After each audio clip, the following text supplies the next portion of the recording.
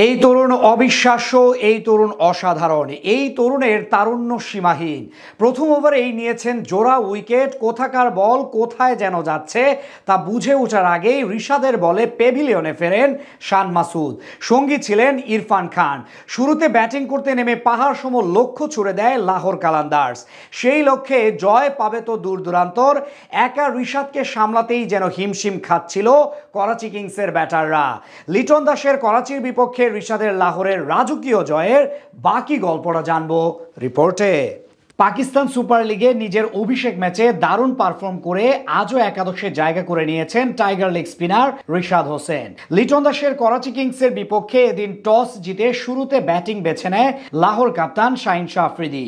রিশাদ হোসেন যে কতটা দুর্দান্ত এদিন আরও একবার প্রমাণ করলেন পিএসএল এর মঞ্চে। কিছু বুঝে ওঠার আগেই লিটন দাসের করাচি কিংসের শিবির থেকে তুলে নেন তিনটি উইকেট। তবে ব্যাটিংয়ে নেমে শুরুটা মন মতো হয়নি দলটির। ব্যাট করতে নেমে শুরুর ওভারেই বিপাকে পড়ে করাচি কিংস। রিশাদের দলের বিপক্ষে ব্যাট করতেই ভুলে যায় করাচির ব্যাটাররা। ইনিংসের প্রথম বলে শাহিন আফ্রিদির বলে উইকেটের পেছনে ক্যাচ দিয়ে 0 রানে প্যাভিলিয়নে ফেরেন অধিনায়ক ডেভিড ওয়ার্নার। 2 বল পর একই ভাগ্যবরণ করতে হয় তিনে নামা জেমস ভিন্সকে। এরপর পাওয়ার প্লেতে আর কোনো উইকেট না হারিয়ে 39 রান তোলে লিটন দাসের দল। অষ্টম ওভারে বোলিংয়ে এসে প্রথম বলে উইকেটের দেখা পান রিশাদ হোসেন। শান মাসুদকে বোকা বানিয়ে ফেরান উইকেটের পেছনে ক্যাচ বানিয়ে।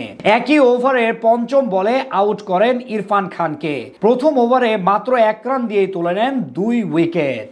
এরপর নিজের দ্বিতীয় ওভারে এসেও পেয়ে যান উইকেটের দেখা। আব্বাস আফ্রিদিকে জামান খানের ক্যাচ বানিয়ে পিএসএল এ পেয়ে যান নিজের ষষ্ঠ উইকেট। মাত্র 26 রান দিয়ে 3 উইকেট শিকার করে নেন বাংলার এই লেগ স্পিনার। আর তাতেই জয়ের পথে হাঁটতে থাকে লাহোর কালান্দার্স। বল হাতে যতটা দুর্দান্ত ছিল লাহোর, ব্যাট হাতে ছিল আরো এক ধাপ এগিয়ে।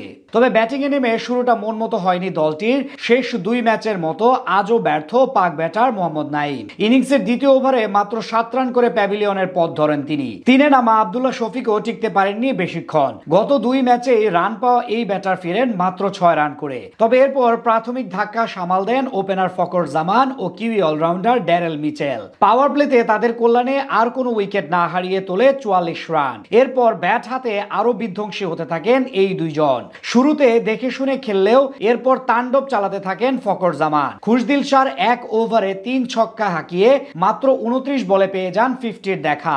অপর প্রান্তে ততক্ষণে সেট হয়ে যাওয়া ড্যারেল মিচেলও পৌঁছে যান অর্ধশতকে। দারুণ ব্যাটিংয়ে 15তম ওভারেই 150-তে পৌঁছে যায় লাহোর কালান্দার্স। 17তম ওভারে দারুণ ব্যাট করতে থাকা ফকর জামানকে ফেরান হাসান আলী। 47 বলে 76 রানের ইনিংস খেলেন পাক ওপেনার। অপরদিকে ক্রিজে এসেই ঝড় তুলতে থাকেন ইংলিশ ব্যাটার স্যাম বিলিংস। তবে তার 10 বলে 19 রানের ক্যামিও ইনিংস থামান পেসার হাসান আলী। অপর প্রান্তে রানের গতি বাড়াতে থাকেন কিউই অলরাউন্ডার। তবে শেষটা টানতে পারেননি এই ব্যাটার। ইনিংসের 19তম ওভারে 41 বলে 75 রানের বিধ্বংসী ইনিংস খেলে ফিরেন আব্বাস আফ্রিদির বলে। ব্যাটিংয়ে নেমে এদিন মাত্র 3 বল খেলার সুযোগ পান রিশাদ। শেষ দিকে সিকান্দার রাজার 5 বলে 10 রানের ইনিংসে 201 রানের পুঁজি পায় লাহোর কালান্দার্স। তাদের এই লক্ষ্যে পৌঁছানো যেন স্বপ্নে পরিণত হয়েছিল করাচি কিংসের।